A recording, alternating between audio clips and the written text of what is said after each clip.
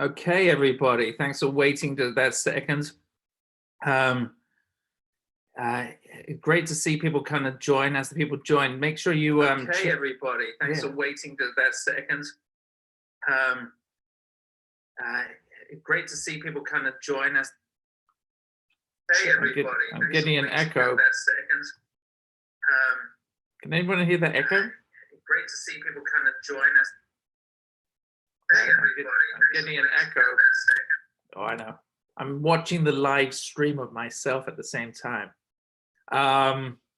which is great, obviously. I'm going to unmute all the panelists. Just very quickly, this is what World Retail Innovation Week.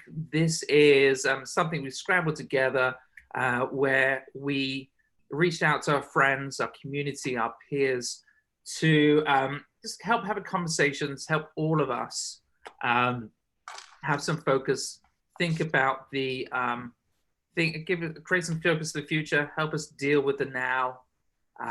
Personally, I kind of needed to stop reading the news every 2 minutes and just kind of start thinking about what's going to happen beyond and what I should do now. And so my friends, I reached out to a whole bunch of friends, and here they are. And this is a panel, actually. We've had this panel before about beauty and the wellness customer. And I thought it'd be really interesting to kind of revisit the conversation, talk about, I think see wellness and everything connected with wellness is such an innovative space. And especially in this time, it'll be interesting to see how it's going to react to these moments and kind of set itself up for the future. So just in terms of some practical steps, if you scroll to the bottom of the screen, you can see chat and you can see Q&A. Chat is really for all of us just to say hello to each other and just, connect with each other and send messages and leave little comments for one another. The panelists aren't expected to do that, but there is a Q&A section, which is really the where if you have a question for a panelist, you can drop a line. Yeah, make sure. Who just said hello, everybody? That's me, Jeremy. Thanks, Jeremy. And just to feel free to just ask a question. And Jeremy is going to he's the moderator of the session. He's going to decide as and when we're going to ask those questions and answer those questions. Thank you. And so for now, let's I'm just going to hand it over to Jeremy to take it away. But thanks everybody for joining. I look forward to the session. Thanks. Right on. Piers, first of all, thank you so much to Piers Fox, Jeff Weiner, Scott Lachey for doing this. Honestly, I think we're all looking for these times to connect with one another, and PSFK has always brought such a great group together. So I was over the moon to get this invite from Piers and from the PSFK team. So as Piers said, this was something that we had done a little while ago. And at the time, wellness was already a rocket ship, and engaging the wellness consumer was already one of the most exciting and dynamic environments in the world today. And holy cow, like everything else, it has changed just so dramatically over the last few weeks. And, I think of this as one of the great topics that will carry us through and hopefully be magnified and get bigger in all of our lives and all of the, for us, for our planet, and for our future as we're coming out of this crazy time. So I want to really get into this really quickly because we've got some amazing panelists today to talk to. So, a couple things. Apparently Deepak Chopra crashed his website with over 1 million people signing on for a group meditation last night. Wow. So everyone is obviously really looking for soulful, emotional connection for themselves, for their families. And it's, listen, it's up to so many people to make this world better, but I've got 4 amazing entrepreneurs here today that have joined me that are innovators and a wide range of spaces. So I'm going to have them introduce themselves really quickly. Let's start with Rizal Hamdallah. Yes, well, thank you so much, Jeremy, and everyone. And again, Pierce and PSFK, again, just to repeat what Jeremy said, thank you for inviting me to come back here again, and also to have the opportunity to talk with the people in the industry. And, you know, despite all of the situation that we're facing today, we're still able to connect. We're still able to talk to each other. We're still able to share. So this is, I think, a good way to continue the conversation inside without needed to travel and whatsoever. So thank you again. Again, my name is Rizal Hamdallah. I'm the Chief Innovation Officer for Ocean Spray. And I've been with the company almost a year, next month, actually. So prior to this, I worked for Tyson Foods and S.C. Johnson and other big companies. But I'm very excited because our company, Ocean Spray, is transforming from a juice company to a health and wellness company. So I'm excited to be here and to talk more with all of you. Right on. Thank you, Rizal. I'm going to move down the line over here and go to Lou Sagar, somebody who I've gotten to know quite well and is a real pioneer in the space. Lou, can you tell us a little bit about yourself and who you are and what you do? Hi, everyone. Thanks for putting this together. I'm the CEO, founder of the Alchemist Kitchen. Our flagship is located in Lower Manhattan on the Bowery, 21 East First Street. And we are dedicated to educating consumers to the power of plants, particularly with botanical medicines, herbal remedies, mushroom health, quite involved now with cognitive health as well. And right now, of course, we're fielding this crisis. We're open, serving food every day to the local community, which has been very rewarding, supporting front lines health workers with plant-based food, and taking advantage of the online space and doing our best to keep supplies to service the tremendous demand for immune boosters and other herbal remedies for preventative health. So it's been a very, very challenging, very difficult time, but rewarding in the sense that people are going to get a wake-up call about health and wellness in this period for sure. Yeah, right on, Lou. Let's move down the line. Sophia Laurel. Hey guys, thanks for having me. Thanks, Pierce. Thanks, Jeremy. I am co-founder, co-CEO of Tiny Organics. We are a organic baby and toddler food company. And our goal, really, the big audacious goal, is to create a world where children love vegetables and healthy foods. We do this by introducing our child to their first 100 flavors and textures. And we just launched end of last year. Silver lining for us is we're really a product that is a necessity, food for your child. And also we are delivering, we're frozen. So, I think for us, just, the main thing is how can we be helpful to people at this moment? So yeah, excited to be chatting with all you guys. Thanks, Sophia. And Kelly Jacobs. Hi, everyone. Thank you, Pierce, PSFK, and all of you for having me today. So my name is Kelly Jacob, and after spending 10 years with the Estee Lauder companies in roles ranging from product development, corporate innovation, building 2 brands for them, and my last role in Estee Lauder Ventures, working in the retail expansion of many of their brands, I experienced a major burnout. I was diagnosed as premenopausal at 33. And rather than going through medications and things like that, I made the choice to lean heavily into wellness. Studied with Ayurvedic doctors, really start to understand plant medicine and integrate them into my life, things like meditation as well.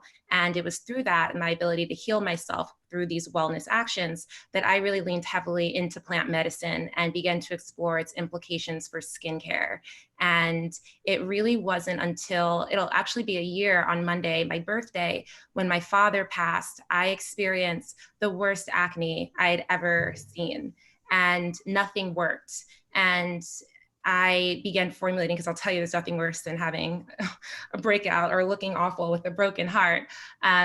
I started to integrate plant medicine into my skincare and develop formulas. And I saw there's such a huge opportunity for skincare to not only integrate holistic approach, but plant medicine to really start to treat and target stress and hormonal induced skin conditions.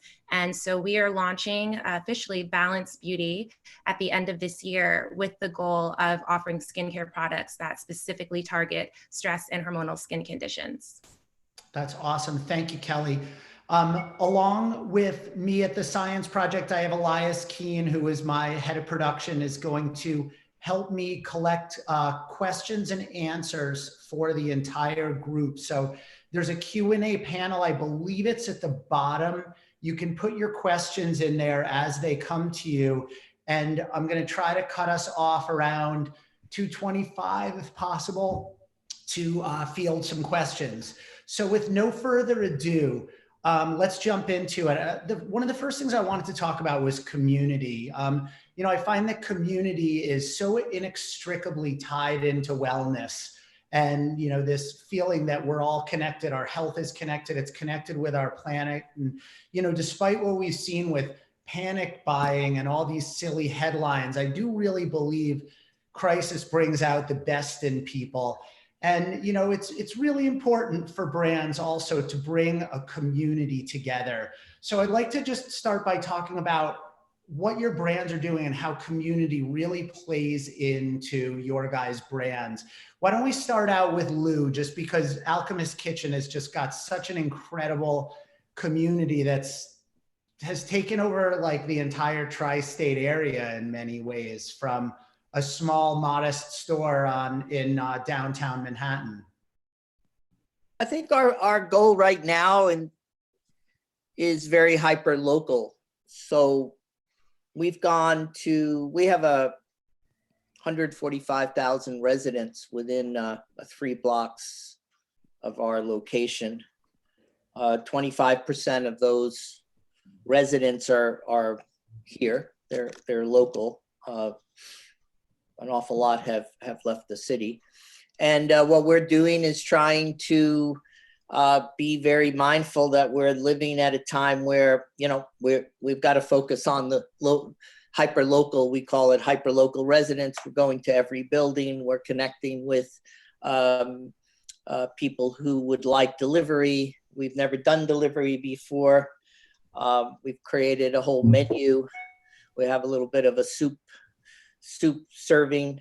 We also, in our neighborhood, we have a fairly significant homeless or halfway house community of characters who live in and around the Bowery, and they're, you know, trying to do our best to teach them about social distancing and give them some education. So, you know, it's just trying to show up in the reality of this this very difficult time. Fortunately, although all 3 of our locations three other retail locations are shut down, fortunately, we've invested in online and being able to have some ability to maintain a portion of our staff to service online business. We have a hotline where somebody can call in and speak to an herbalist. There's an awful lot of mental health, you know, stress issues, and it's a very good time for people to get reacquainted with CBD for the purposes of stress and anxiety. So we have our hands full, but really, I think right now it's all about being good New York, being an essential business, being New York focused. And every day we have a great story, you know, whether it's a nurse or it's a doctor or it's just an older customer or a younger customer. So that's pretty much it, trying to do the best we can. That's awesome. Thanks, Lou.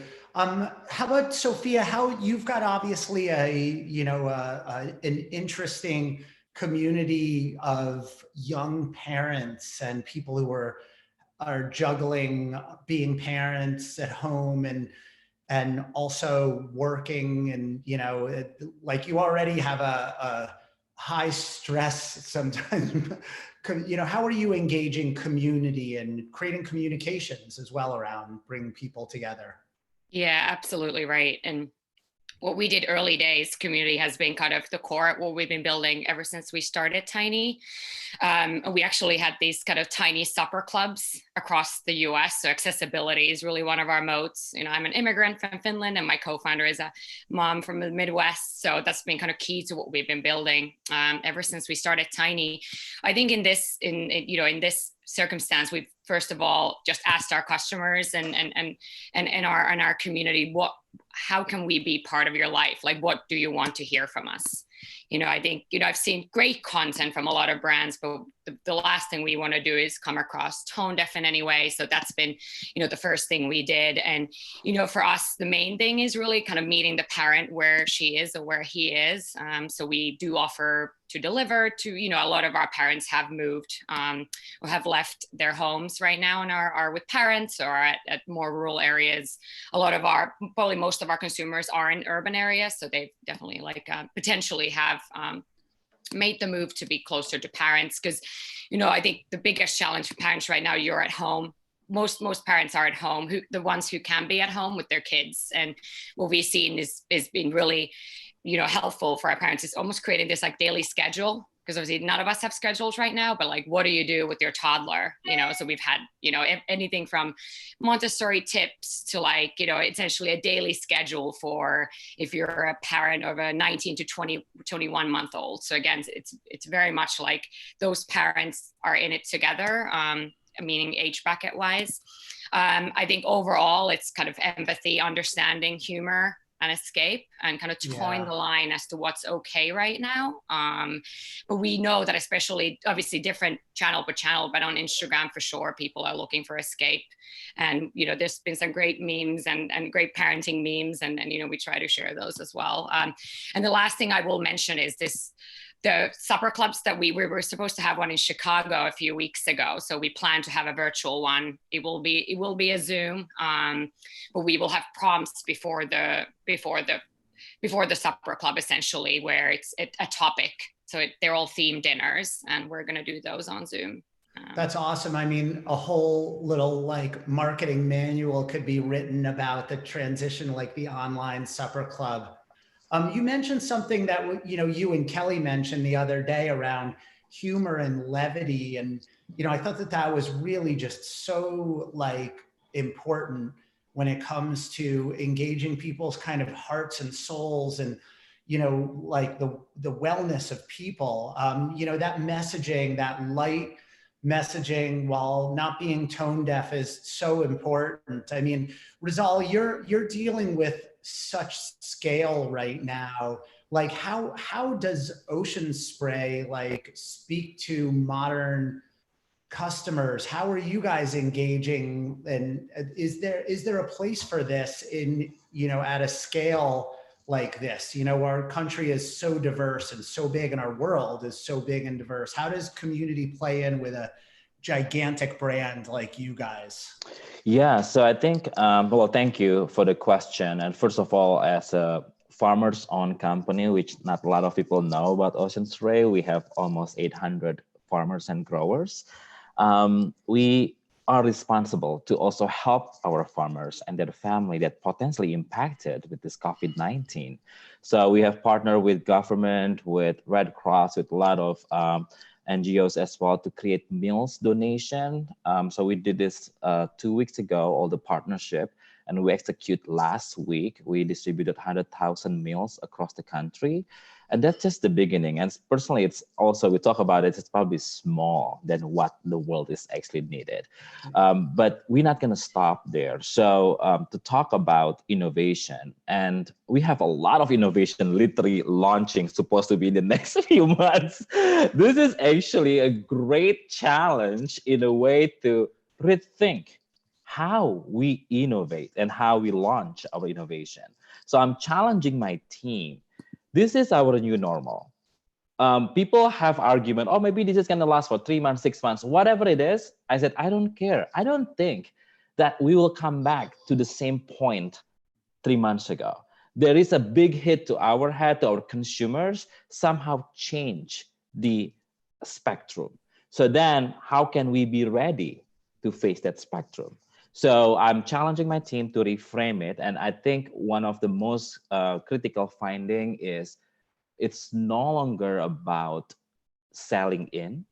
It's all about having understanding and build empathy with our consumer, that also probably our community, in introducing our new products.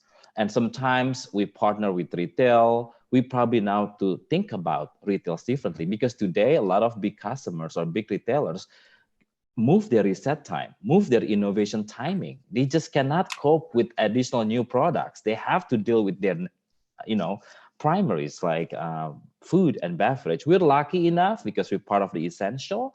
So our supply chain, our manufacturing is our heroes today, because they have to continue producing it for the country and the world.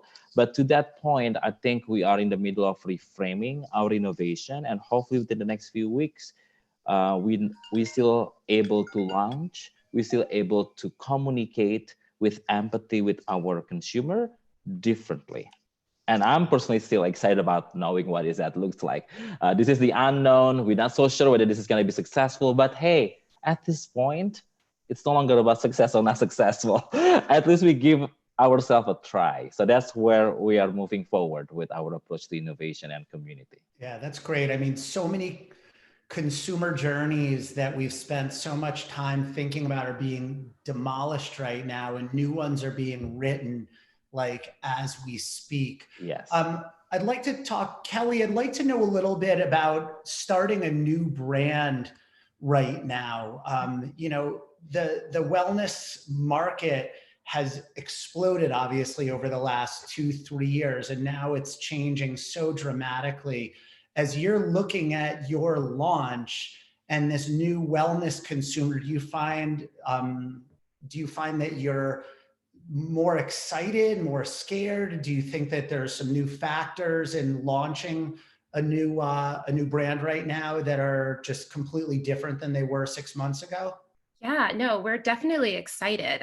This is a huge moment for the wellness industry, and everything that we've known, we've seen is just being amplified, right? You have this consumer that's placing a priority on self-care, but you also have this consumer that's being bombarded with so many things, right? Like what to do, what to drink. Are you drinking lemon water? Are you doing Pilates? Are you working out? Are you journaling? Are you meditating? And it can almost be overwhelming. So for us, I love Rizal's point about empathy. It's really understanding where our consumer is, and how does a brand become a resource and a guide and kind of help them through and give them context to all of these things, right? So we have a product that, even before all of this, we were really believed so much that what happens in your skin is a direct reflection to what's happening around you and the impact of stress. And as I speak to a lot of our, our focus group of people, everyone's like, I'm not wearing makeup. Why am I breaking out? I'm like, because you're stressed. So now the world is kind of realizing the need for our product, but our responsibility goes far beyond that, right? And knowing that our consumer needs to understand, everyone's talking about meditation, but how do you do that?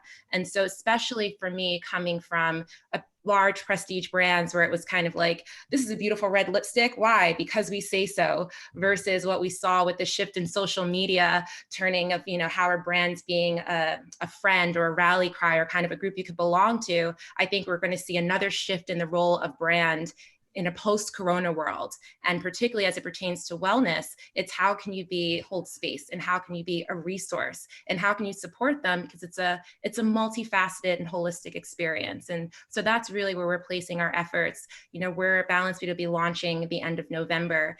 But leading up to that, there's so many ways that we can support this consumer and really establish ourselves and hopefully become a resource to her beyond just the product. Yeah, I mean, to really succeed, I mean, and obviously in any category, but especially in wellness, you've got to have such soulfulness and care at your heart and soul. And, I'm hoping that we can come out of this. And just hearing you guys talk is so inspiring for me, just because I really have a lot of faith that these are going to be the places that are going to bring, people back, and, make them more present as to what's going on in the world today. I mean, one of the things that I wanted to talk about, and we don't have a ton of time, so I'm just going to get to it really quick. I want to talk about scale and range across this country. And I know we have people from across the world here, but wellness, I think, sometimes it has difficulty getting out of upmarket yoga. Like, I don't even know how to describe it, but how do we engage people on a larger level to really understand? Because, in some regards, wellness in one place might be going out and hunting your own meat, and another place might be, doing Pilates and CBD beauty. Like, how are we like really engaging people on a wider level, so we can really bring this out of, I don't want to say niche because it's obviously huge, but Kelly, why don't you dive right into it? Because Yeah. I mean, look what we're doing right now, right? Like, this whole situation has literally accelerated the role that technology can play in bringing people together. I feel like necessity is the mother of invention, and all this is done, I feel like, it's now just kind of removed that friction from entry, where maybe no one was thinking about going on a Zoom call for a meditation class, but after having about 20 million a day, it doesn't seem that far-fetched of an idea. And so for brands, we now have so many tools that were already there, but I have a consumer that's more receptive to engaging across these different platforms and levers. So we're really excited about it. And we also now as a brand are thinking about accessibility is key. And this becomes, especially just having compassion and empathy for what everyone's going through. How do you make this accessible, either from price point, but also making sure we're using technology to our best of our ability to touch as many people as possible? Yeah, I mean, that's great. Sophia, we talked a little bit about scale across the country too. And I was so impressed because you had said you had people engaged in all 50 states with, and I look at north of, the United States is pretty diverse. I was pretty impressed by that. How are you engaging the wellness consumer across all 50 states? Yeah, thanks, Jeremy. Exactly that. For us, accessibility is a core component of what we're building. If you look at food across the board, I'm sure Rizal will have some thoughts on this as well, but oftentimes some of the more lower income areas have the biggest challenges just around food deserts and not necessarily having those healthy options around. So our big audacious goal with Tiny Organics is to be part of WIC, which is the food stamps for moms, which over 50% of moms in the US are part of, which is a shocking statistic. We're partners with Partnership for Healthier America as well, Michelle Obama's organization as well. And the idea is that we want to be accessible for everybody. This is not just for the coast, this not just for the 1%. And I think that's kind of what we're working towards. And we early days, we knew that we wanted to be available nationwide.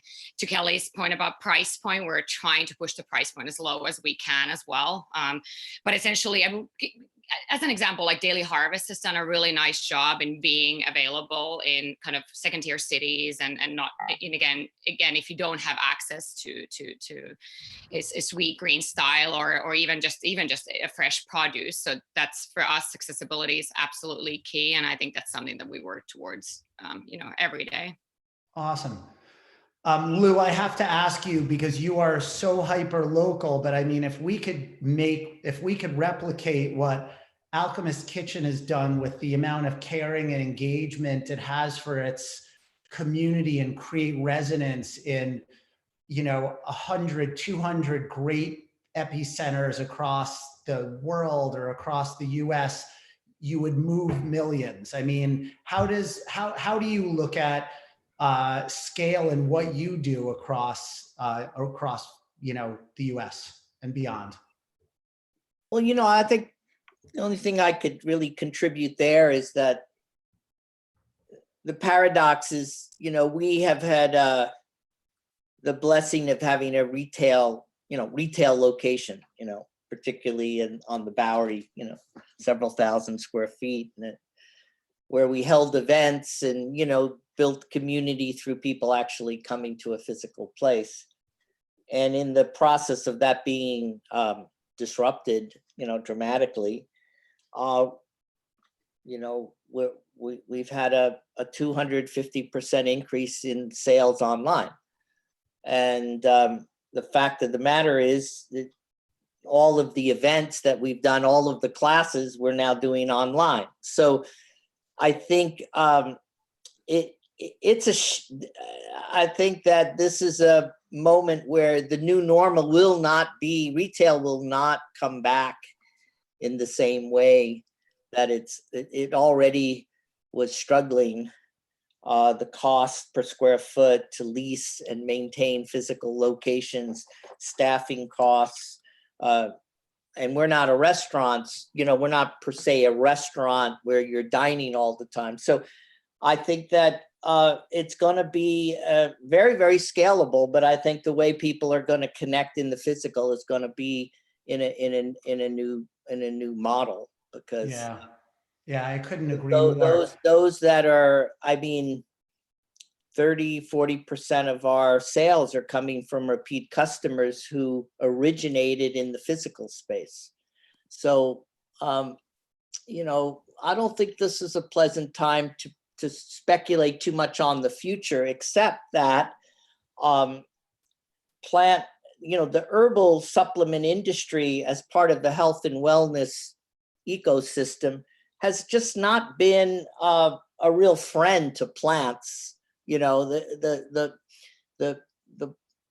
pursuit of, weight loss and muscle enhancement and 3,500 GNC locations and all of that has not been appealing to the more conscious consumer.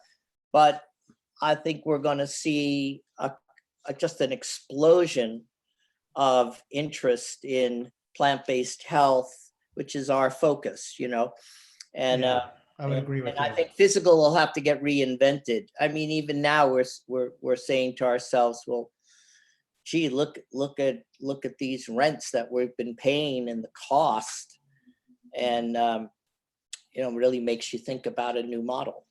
Yeah, I would agree. I'm just going to ask Piers, are we able to take some questions right now? I know we're running over here. You're fine, actually. You're fine. You can go as long as you wish. Well, up to the hour. So it's just how long you enjoy talking to each other and the questions. I see some Q&A happening in the box. Somebody's saying that they miss McDonald's.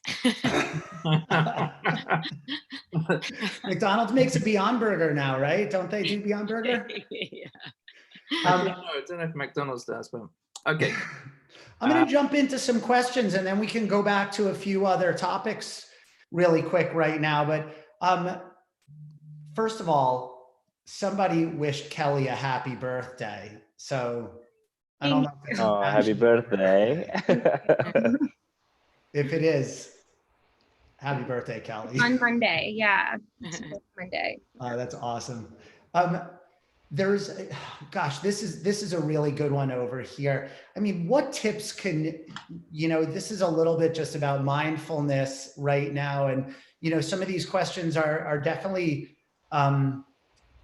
spiritual that we're getting over here. Some are like based on the wellness side of things that are like, Sandra Ariaga, I hope I pronounced your name wrong, wrote a great question over here. Do you think we'll be more focused on social, emotional, and spiritual wellness and overcome the body and fitness obsession? And yeah, wellness is obviously has like these sort of polar sides of things. One is really like this obsession around body and fitness, and one is social, emotional, and spiritual wellness, which is arguably much more important right now, and a huge part of wellness. So Rizal, you have any thoughts on that? Yeah, I think my perspective, it's gonna be the awareness of emotional wellness is going to go bigger than before, big time. So I think they are aware before about emotional healthness, but they don't actually do anything about it. For example, only 1 within 6 Americans that actually have some emotional challenge. So now probably with all this new COVID-19, it changed the way they see themselves, right? So in that case, I can see that the awareness and the actions towards finding some solution within the emotional wellness will be increasing. Physical, I will looking at this as a static because people still need the movement to feel good. They probably just identify a different location or venues to do it through virtual, online, at home, you name it. I don't see one of them becoming lower than the others. It's just a spectrum. It depends. It's very individual. So when you talk about health and wellness between how many people here, like 65 people probably, the answer will be 65 answers. So I think in the end, each of individuals will have one or the other, but in summary, I can see both of them are critically important and continually important, even though we have been through with this tough situation.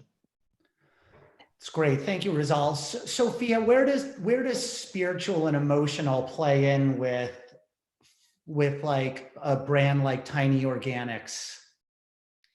Yeah, so for us, obviously, with parents, it's appended everybody's lives. But as mentioned, most parents are at home with their children, so it's almost like 2 jobs, and I think, it's interesting.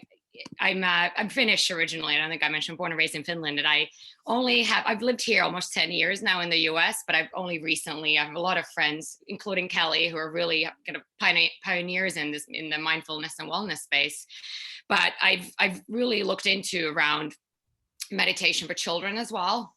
So Calm, Michael is a good friend, founder of Calm, and I think it's amazing. We're potentially doing something with them as well, just around mindfulness for children. And I think also, if you look at diet and us being a food company, I mean, that has a massive impact as well. And to go back kind of to what we were saying earlier around, giving kind of all children, the level playing field. And, it's actually, it was a sad article, where I think most of us are in New York, kind of the epicenter of the epidemic, and for a lot of children, obviously the only healthy meal that they get is at school. So obviously New York is giving out free meals as well, but essentially a lot of children, just don't have access to.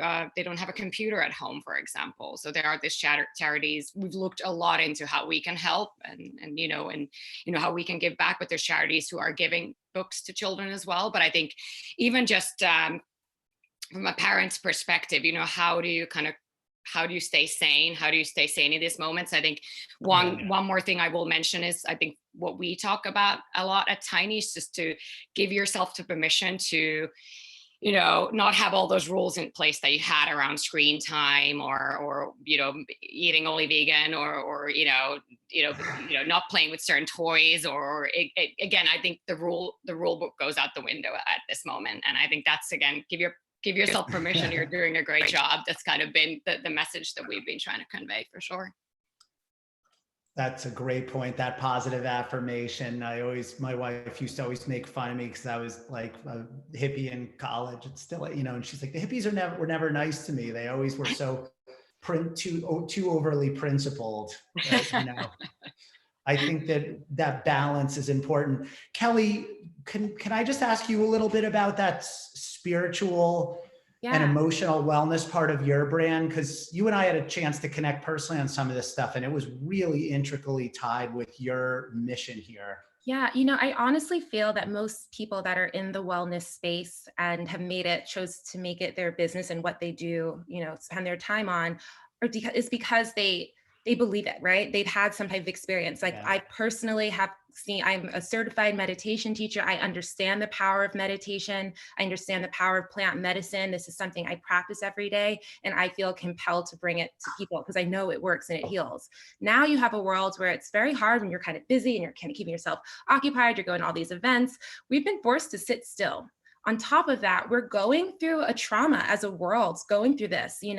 My mom's physician is on the front line, and that's scary. Like, everyone's dealing with these things. And I pull from my own experience of grief. And actually, there's a great article in Harvard Business Review that I was reading today.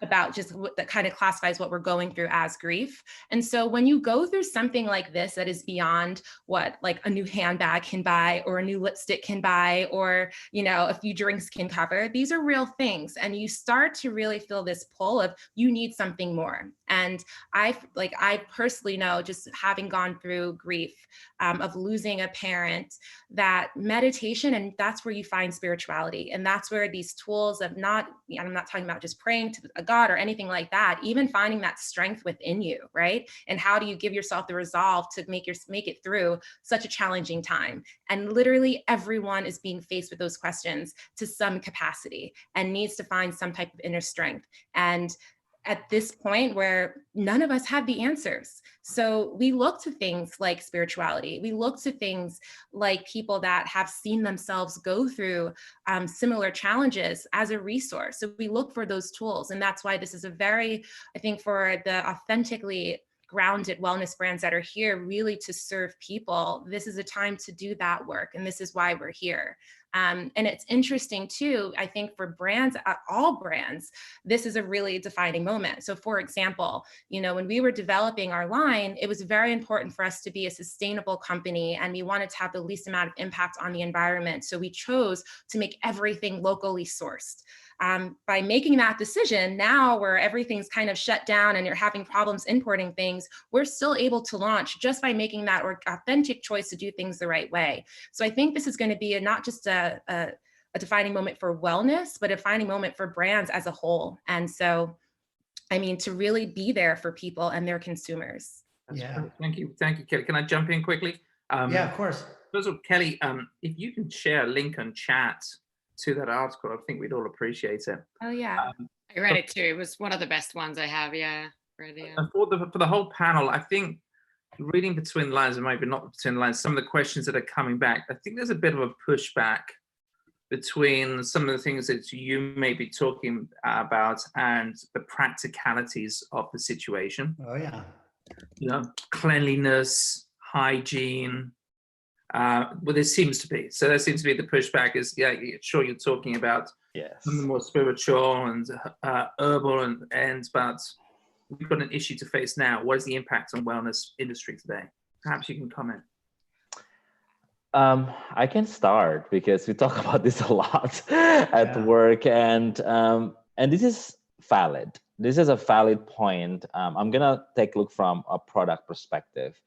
Food safety and quality assurance now is becoming the #1 critical, important, and consumers are seeking transparency from company. How do you make this? What is the process? What is the ingredients? Where?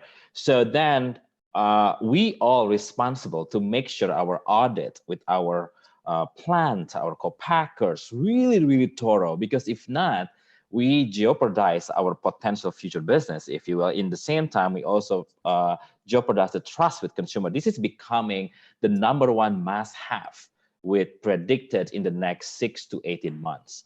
Second, new product. The way we think about trial, in the past, it's all about sampling. And when we are in the food and beverage industry, it's all about taste. You have to try this, right? So then the challenge, I'm challenging my team as well, like think about sampling 2.0. When consumer is hesitant to try a product from someone, I don't know whether you're actually hygiene enough or this is actually meet what I'm looking for or my standard. So all of this question that in the past did not even think about, now it's in their list of questions before they actually accepting any product samples. So this is something that I think becoming more important than anything else. My only advice to my team is find the empathy on what hygiene and cleanliness that's important for our users across every single touch point.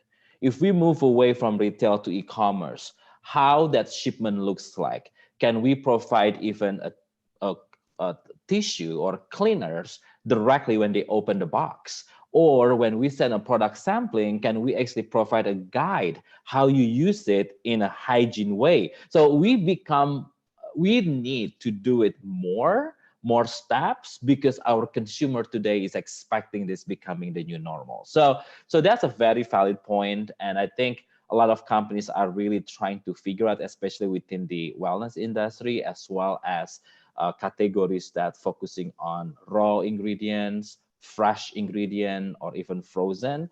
Consumer having this question now, whether, like, I'm talking with some of my friends within salad industry, they're like, oh, Rizal, my business is really going down. People seeking for cooked product because their mind go through with, oh, at least it's cooked, all the bacteria and all the viruses are killed and whatsoever. This is gone through. So I think we have to think this very carefully.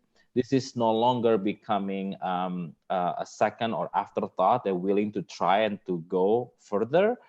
They actually probably use this as their first lens to try or even to change their products to another brand. So that's my point of view about hygiene and cleanliness towards our product today.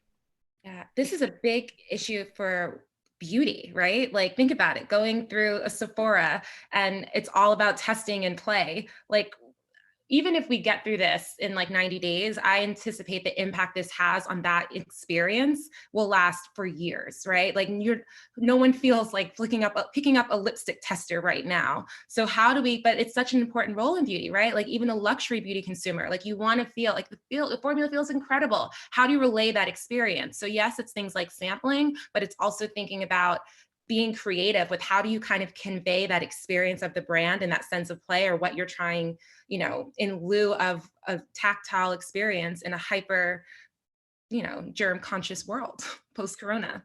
Yeah, and I wanted to add, Rizal, to your point about being a food company as well. Same thing for us. We're cooked and we're frozen, and we've gotten a lot of questions from customers, obviously, like about food safety protocols and where do you produce, and you know what's the supply chain look like. But I think in that sense, it's a silver lining for our company specifically is that the fact that it is made fresh, cooked, and then shipped frozen. And I think even just around frozen, a lot of people don't know that frozen is the next best thing after fresh, you know, and back home in Finland, frozen aisle has many healthy choices. But again, like whether it's frozen or canned, we've got a lot of questions around like, what should I be eating right now? What's the most healthy thing that I can create with these ingredients that I have at home right now? So absolutely agree. And I love the idea of sampling 2.0 as well. Like, what does it look like? Yeah, that's something for us all to think about. Yes, it will impact the whole industry. Yeah, that's going to be a tough nut to crack over there. I mean, being able to get people to taste and feel and touch your products. Bart Higgins was asking a question around the role of retail for luxury and beauty and wellness brands. I mean, I've been building innovative retail for 8-9 years now, and this is going to completely, like, retail has taken such lumps anyway. This is going to completely change the retail platform as a whole. I mean, maybe we could talk a little bit about that. I think as brands, we sort of instinctually know that we have to be safe, transparent. We have to connect with consumers. We have to be empathetic and authentic right now, and in our own special ways. But tactically and business-wise, I mean, what are we going to do? Like, chop it, when physical retail is just going to be so decimated and really just change so dramatically right now. And Lou, I know you're feeling it in real time. Kelly, you're planning for it, and Rizal, it's a huge portion of what you do. And so, yeah, anybody feel free to jump in on this one. It's a real bowl of worms, I guess, on this one. I mean, maybe this is the time that retail becomes something completely different, right? Like, I almost see there, as I think about for my brand, there are things we want to invest in where we're connecting with our consumers. So prior to this, I was in San Francisco, I was meeting with retailers that were specifically in the beauty space that offer this experience. Now I feel like that onus is on us, but they have this great community and they hold space for that. And so they have a community that I want access to. And that's exciting. But then there's the actual, like, who's getting things to what in this kind of post-corona world, and how are we ensuring the cleanliness of our product, and in sterility of that. I don't know if that's a real word. And so then it's like, do I look to things like an Amazon that's really just about getting the product in people's hands and like just the transaction part of it. And so I wonder if then retail, and also hearing Lou, just how Alchemist Kitchen, I love that space. I'm there very often for classes, but it's still happening. So that community still exists. So maybe it's not even that we're looking to retailers to help us with that transaction, that we need to look to kind of other experts and other forums for that, but we start looking to retailers for the communities and the space of the communities that they're able to engage. And like, I want to be where my consumer is and where I could be most helpful to her. And that's how I'm starting to look at retailers now, because it's not just going to be about the experience and relaying the brand. That becomes, I feel, that's on me now, you know, as a brand. Yeah, it's like retail is media, you know, that's been discussed many times. I have a quick kind of a little bit of levity is that, you know, when the buildings department, they were coming around and the fire department were coming around to evaluate whether they would give you permission to be open as an essential business, you know. They came in and, okay, so we have a kitchen and, you know, we do takeout and so on. And we said, you know, but we're also a pharmacy, you know, but we're an herbal pharmacy. And, you know, we were, you know, the health food stores have not been allowed to be open, you know. So the essentialness came down to two issues. One, food, because people need food, fresh food. And two, you would be allowed to be open if you were a convenience store. So they rejected us as a pharmacy, because a pharmacy, you must be prescribing medications, you know, that's pharmacy. But as a convenience store, you can be selling toiletries, you know, you can sell a toothbrush, you can sell toothpaste, you can sell, you know. So it was very interesting to us working with, on the one hand, the city saying, of course, you can be open, but, you know, no dining, but, oh, yes, it's okay. You can sell the conveniences. So they gave us some permission, you know, limited permission to sell conveniences. And it brings up in retail, what is essential? You know, I mean, in the context of a local community seeking food, looking for social engagement, we have a limit of how long people can stay in the store. Every day that goes by, people want to stay longer because they're so cooped up, you know. They want social engagement. They want to just talk to people. And of course, so many people are alone, you know. It's of course the ones that have the kids and they're going nuts, but there are many that are alone and they're taking walks and they're trying to have some social engagement. So I think there's going to be a lot of opportunity to recreate retail in the physical, but perhaps the nature of it, the rent structures and everything, that will have to shift to some extent. That's awesome, Lou. Well, guys, we only have a few more minutes over here, and you know, I'm never going to replace Deepak Chopra and his meditation for millions. So I was thinking we would end with just like one nice tip from everybody around mindfulness and what people can do to just unstress themselves these days and just kind of feel good and embrace wellness, safety, and kind of healing for our industry, our planet. And yeah, so maybe Lou, maybe you could start one tip for wellness and stress. Go out and hug a tree. Love it. Go hug a tree, because the trees are such a gateway to love and the planet Earth. So I hug a tree every day. Thank you for that, Lou. It's beautiful. That's right on, nice. bro. I love Sophia? that.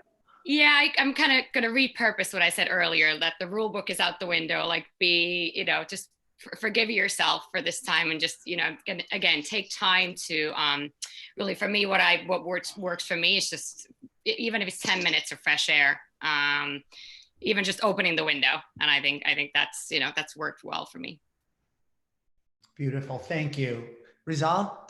Yeah, I think for me, there are two things. One is focus on things that you can control. And then second is, this is when we all tested as human, then be human. Wow. Amazing. Thank you. Kelly?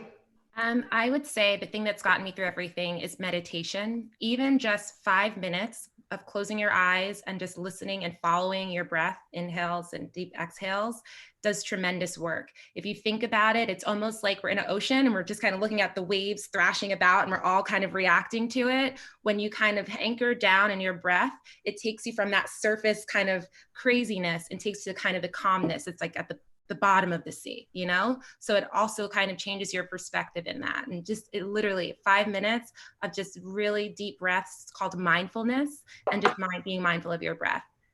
I mean, 20, you'll feel like you can handle the world, but just 5 to start. I've been doing the Wim Hof breathing online, which is just radical. I've got to watch the time, everybody. I've got another talk starting. Thank you, Jeremy. Thank you, Sophia, Rizal, Kelly, Lou. Thank you so much for your time. Thanks for sharing, and thanks to everybody who joined us today and asked all those great questions. Thanks for being part of this again, and see you on the other side, folks. Awesome. Thank you, guys. Thank you, guys. Take care. Happy birthday, Bye-bye. Kelly. Thanks. Bye.